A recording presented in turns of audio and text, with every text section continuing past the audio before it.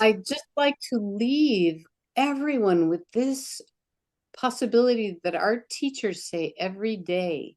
We can reestablish the human harmony with nature. We can do that.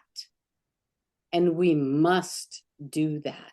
Right now, this is a critical moment where we are so disconnected. That's why our school is called GPS, right?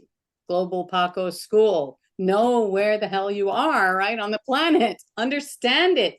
You're in a sacred geography. Understand your sacred geography. This can heal the world if everyone began what one of our new Tapacos said during the pandemic.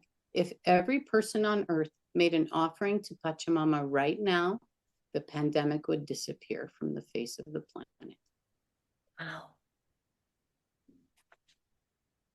Wow. We can and must reestablish this harmonious relationship between humanity and nature.